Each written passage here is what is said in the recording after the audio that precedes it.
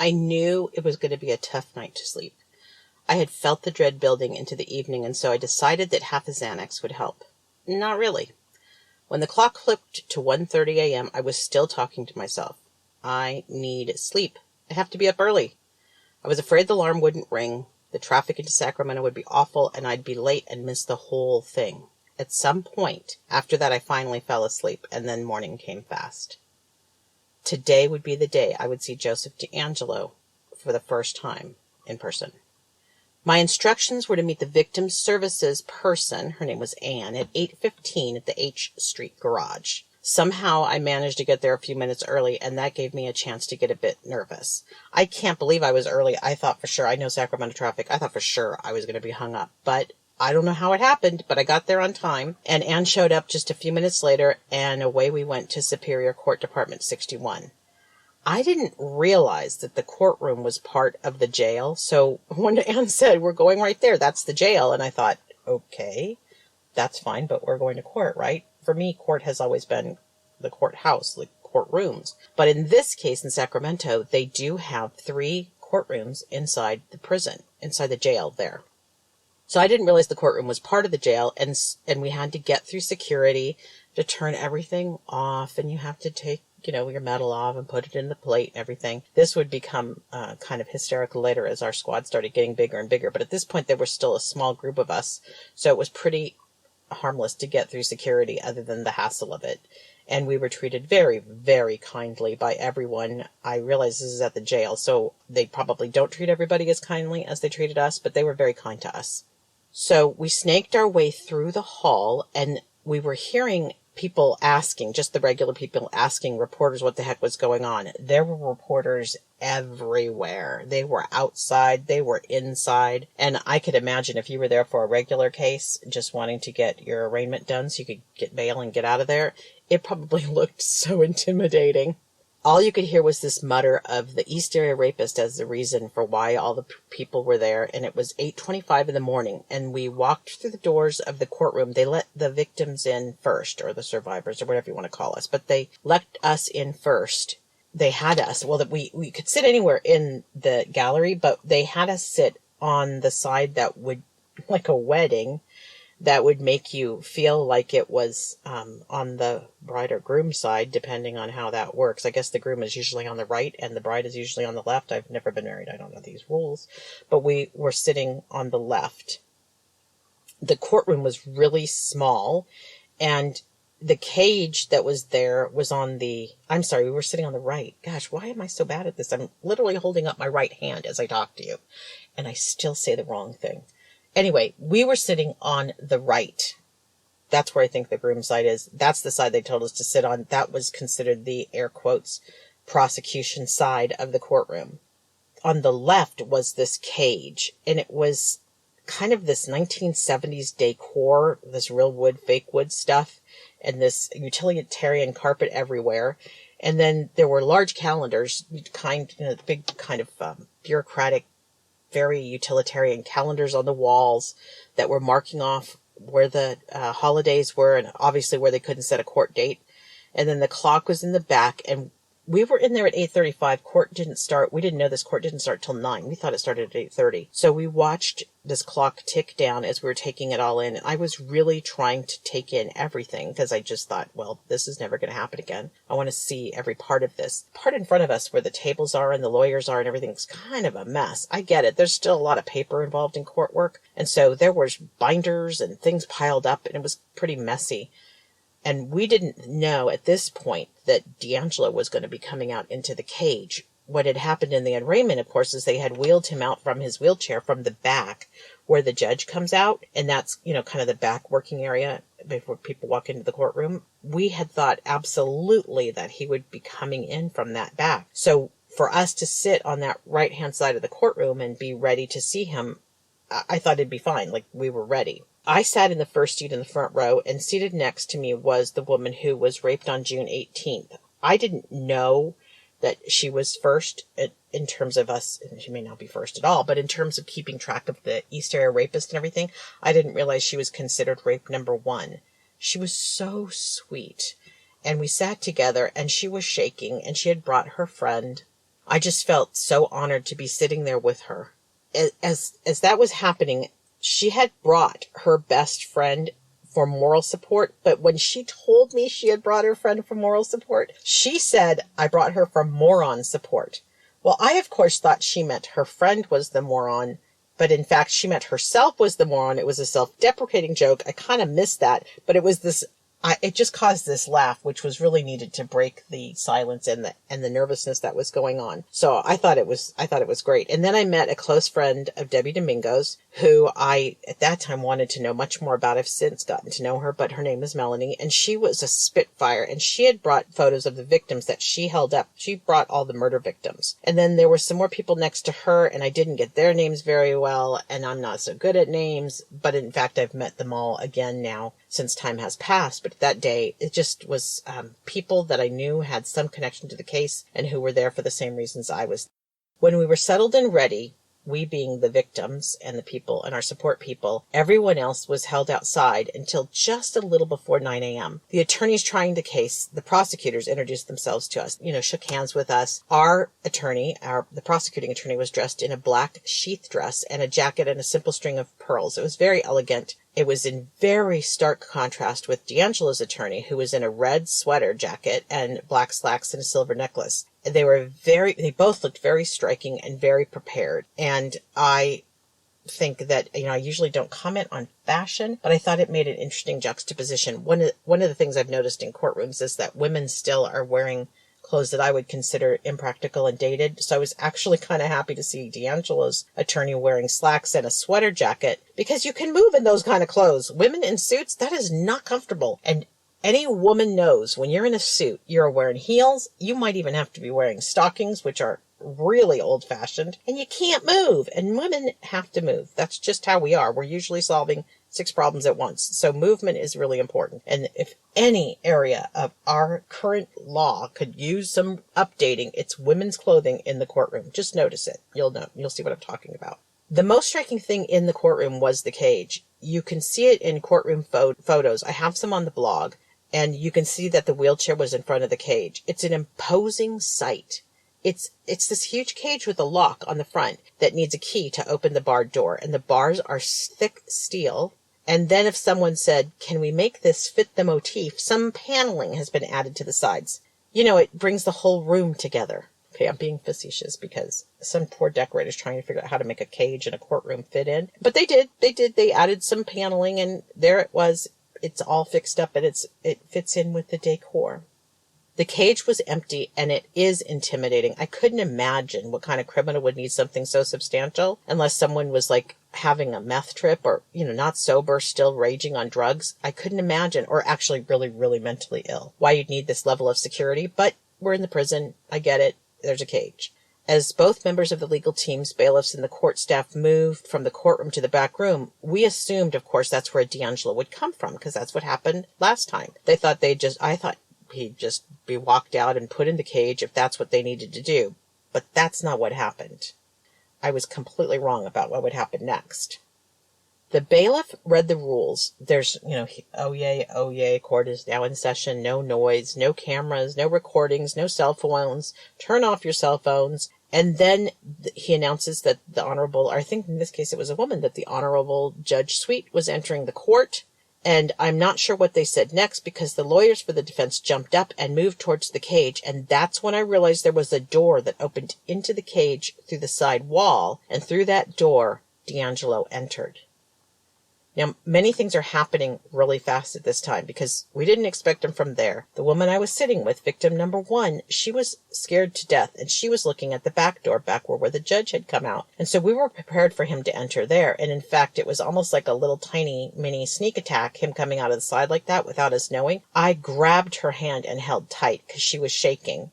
That really was something that we didn't expect. I just wish somebody would have told us that he would be coming out into that cage through damn door. Found out later there's an elevator that comes down right there. That's why it's figured out this way. And that's why it's part of the prison or part of the jail, so they can just come right in and we don't have to worry about them at any point being unsecured.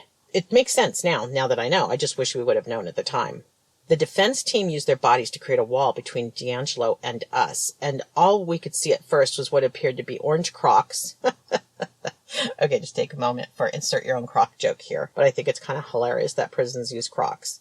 On the other hand, I actually will wear Crocs to the beach because they're the perfect sand shoe. So they do have their purpose. But it was pretty funny to see these orange Crocs. He was standing. You cannot sit there. And as I followed those bright orange shoes up his matching orange legs, I couldn't see much more after the legs. He was effectively blocked. And at the same moment I heard the door open, I had grabbed the woman's next to me's hand and just held it because I knew it was horrifying for me to see him standing there. I knew it would be hard for her. And we actually held hands the whole time. The judge then Judge Sweet listed off what seemed like a rather insignificant number of motions and responses, and only one caught my attention. And it's funny because the stuff's going so fast, and I don't even know how the reporters do it because I couldn't keep up. There's not a way to know actually what the heck is going on unless you have inside scoop, because it's just happening fast. They all have the motions, the court reporters taking down stuff, but they have the context. But those of us in the audience, we don't have context, and we don't know what all these things are that's happening. But the thing that grabbed my attention is that there was a third lawyer there representing the media.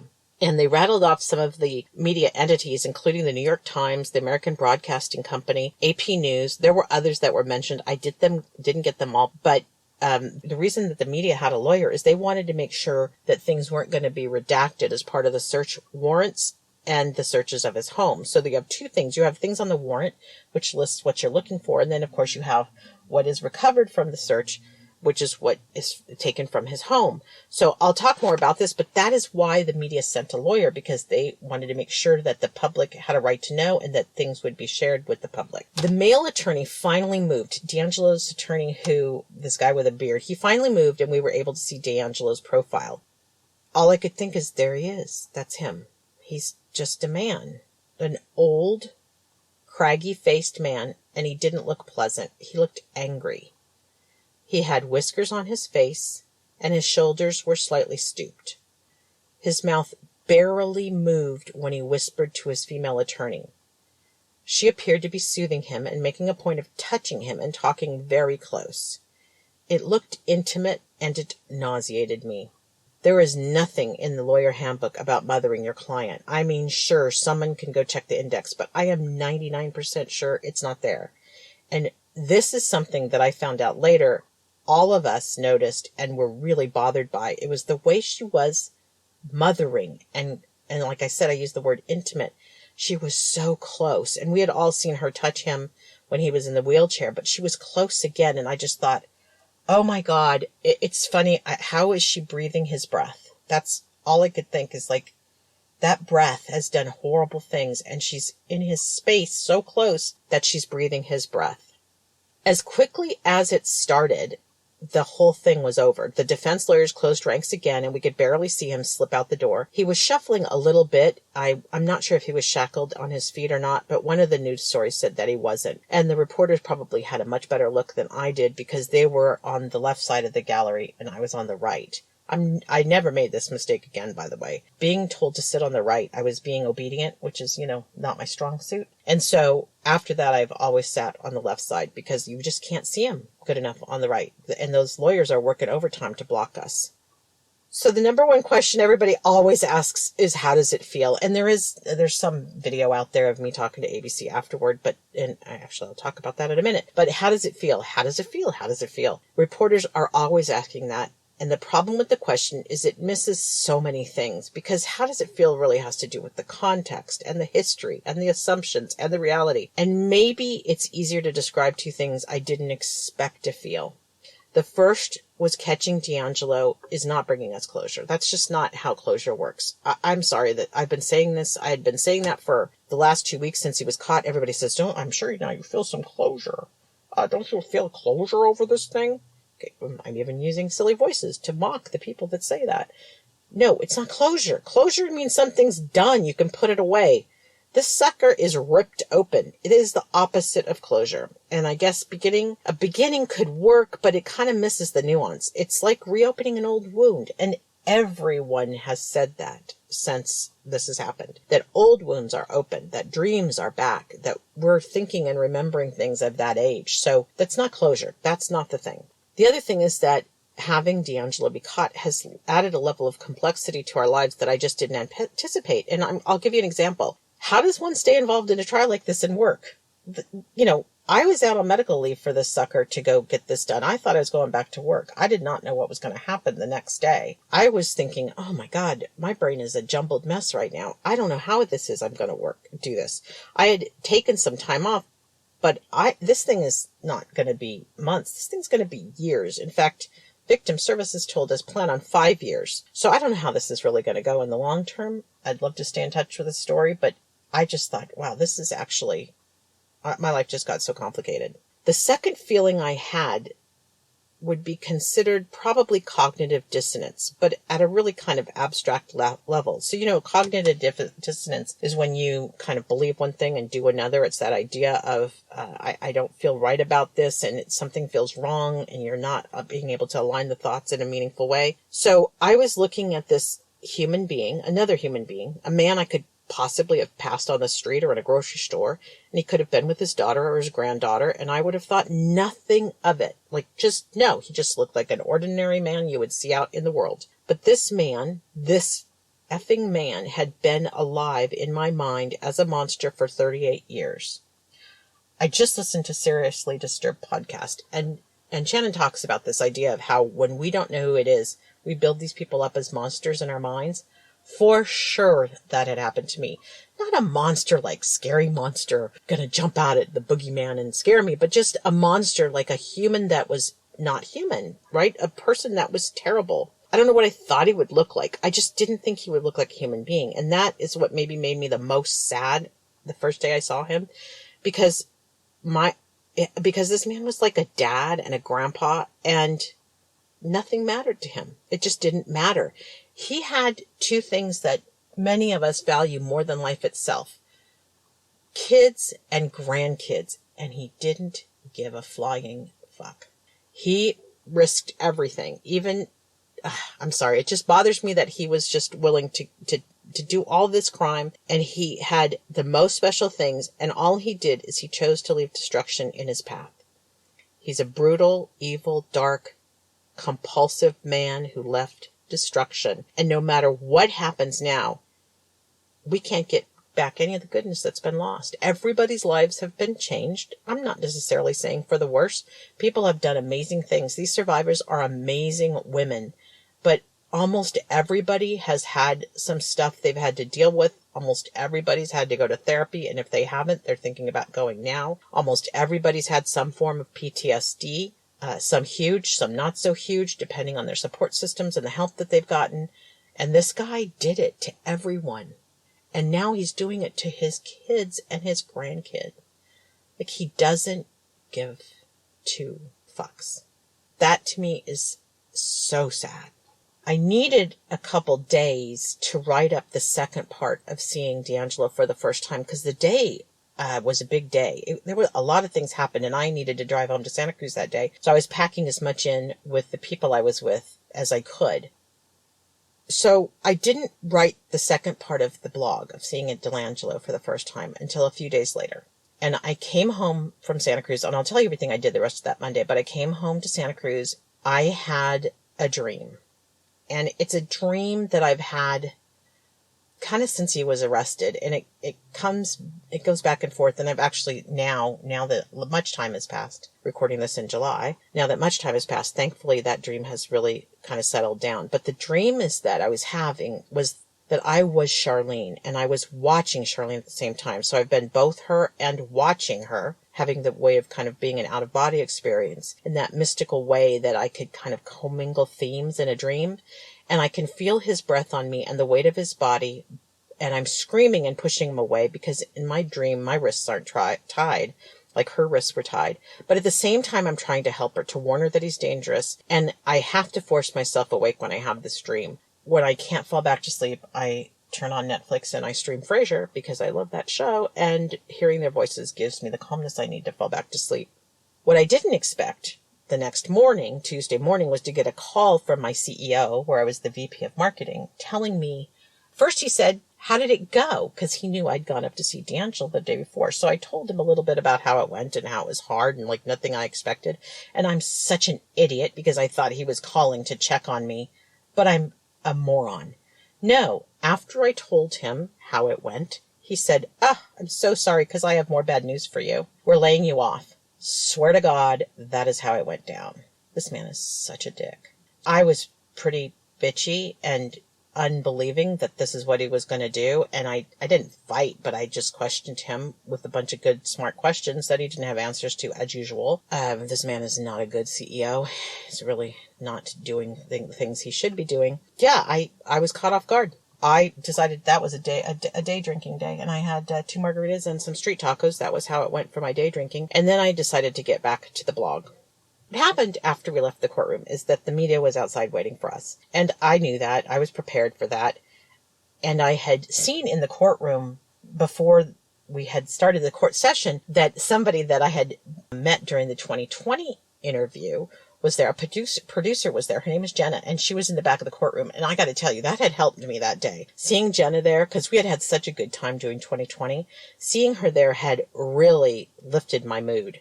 And she said, will you come with me? And I said, yeah. And I went with her afterwards. We did an interview over on a side street. I didn't stop for any of the other media. I just went over with Jenna and met with them, who were the old 2020 crew, to be perfectly honest, and did a post seeing DeAngelo for the first day interview. And that's on you can get that on Google as ABC. It's on there. It's not that big of a deal. Essentially, it said everything that I'm telling you right now. But I really like that team. They're a good squad. And one of the people in their squad is a woman named Dia, who's more of a producer. And she said, hey, can I buy you something at Starbucks? And I said, sure thing, and walked over to Starbucks with her over at the train station, which is amazing. That's new since I've been there. They had pulled me aside and said that there were some people trying to get me for interviews that were behind me at Starbucks. It's so weird to be followed by reporters, but I get it. You got to do what you got to do to get the interview. So they were trying to keep me from them, which is kind of funny. Just before I did the interview with the ABC team, I got a chance to talk with Duffy, and Duffy is the lawyer for the media.